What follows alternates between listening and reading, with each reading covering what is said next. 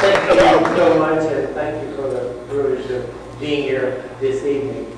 You know, there's never been a time in my life, and I can say that without reservation, that I've been so proud to be a Republican. I want to tell you, right after the convention, in fact, we were just talking, Donnie and I were talking, I said, we have an incredible farm team coming up. And I've never seen that before. I've been to the last however many Republican conventions, and it seemed like it was just a bunch of old timers going through there. And I'm thinking, man, you know what? The future is our youth. And they have to be youth that understand the principles of faith, family, and freedom. And if we don't understand that, because as far as I'm concerned, that's the distinguishing difference between the two parties. You know, and the other party, whatever that group's called, they took God out of their platform. Now, how do you do that? How can you raise yourself up, be born in the United States of America, and take God out of your platform and be proud of that? But anyway, as I sit there looking at it, I'm one of these guys that haven't had the privilege of knowing Eddie very long. But I remember the first time I met him. Of course, the reason I remember him is because I'm from Van, Texas. Anybody know where Van is? All right.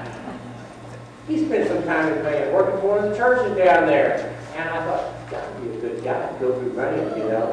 And so we just kind of had a kindred all of a sudden. And then I started talking to people that really knew him, he and his wife. And I'm sitting there thinking, you know what, this is a young man that we really need to promote and make sure that he does get elected. We need him. Because first of all, he's following a pretty good guy, and who was a dear friend of mine. And when he came up and told me, in fact, I think the judge had introduced me to you, Eddie, as I think about it, and he was saying a lot of nice things. And I said, you know what, you got me when you introduced me.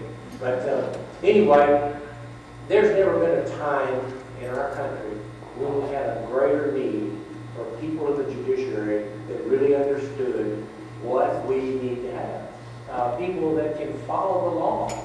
People that will do what they said and not be an activist judge. I'm sitting there thinking about, I've served and the privilege of serving in Texas legislature for 10 years. And I think about the number of bills that we voted for and we passed. And we'd come back home. The next thing I know, the judge is going to put more money back into the abortion centers, Planned Parenthood. And I said, wait a minute, we passed a law that we're going to do that. The judges, they decided to usurp the authority of the legislature on the issues that are so important about life, which is another distinguishing feature between the two parties. I want somebody sitting on the judicial benches that understand those basic principles, those Judeo principles that this great country was founded upon. When I think about our founding fathers and I look at them and I think about what they went through to build the greatest nation in the world, and then we get the privilege of living in the greatest state and the greatest nation in the world. And I know as I travel around, one of the things that we've done is we've started working on our judicial campus. We're recruiting people that really do believe in those basic principles of our founding fathers.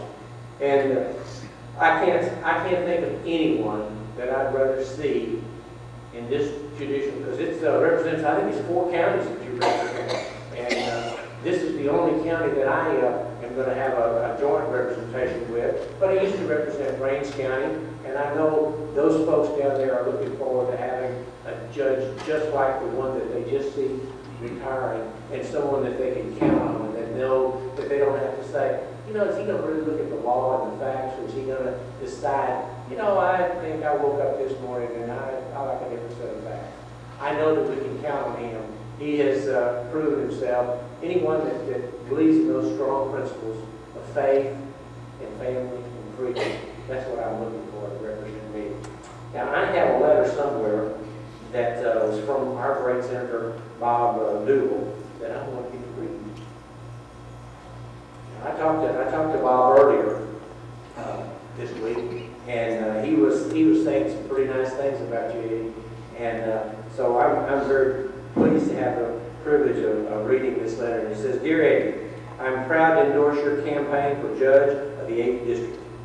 As you are well aware, the effort to maintain conservative, responsible principles in government is as much a fight at the courthouse as it is in the legislature. I have no doubt you will keep the 8th District bench one of those places where common sense and justice are upheld in keeping with the values we as Republicans share. I am grateful for your willingness to run. I know the challenges that campaigning can present to family, work. You and your wife, Karen, are to be commended for your commitment to public service. God bless you and your family. I know your service as we work to keep Texas strong and take our country back. Warmest regards, Bob Deuell, Texas Senate.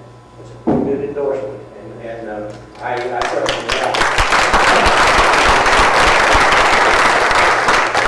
And I certainly add my endorsement. When I talked to you the other day, I said, you know, whatever we can do, I will do whatever. That's the old phrase is money, morals, and chalk. That means everything.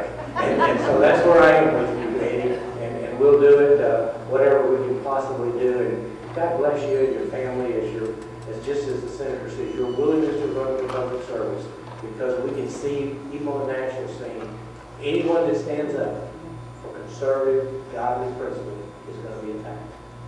And I'm always honored to be able to serve with people that are willing to stand up and accept that.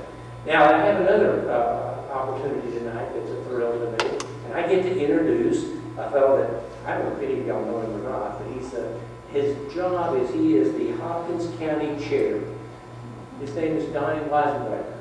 I got to meet he and his beautiful wife, Commissioner Beth, when I first came over here to run for this office as state representative. And I remember walking out after meeting both of them, and I told Susan, I said, you know, Susan, those people are godly people, and they believe in the very same principles as we do. And all I have to do is look out at the audience, because I was one of those Republicans that used to be in the phone booth in Hopkins County. I remember those days. And to come to a meeting and see a full crowd, it's just a blessing in my heart. And I'm honored because I know that we're all standing up for the platform that the Republicans stand for, and that's what I'm most proud of. God bless you, and Donnie, I'm not sure if you know these folks, but I want you to come up and introduce yourself to the board tonight.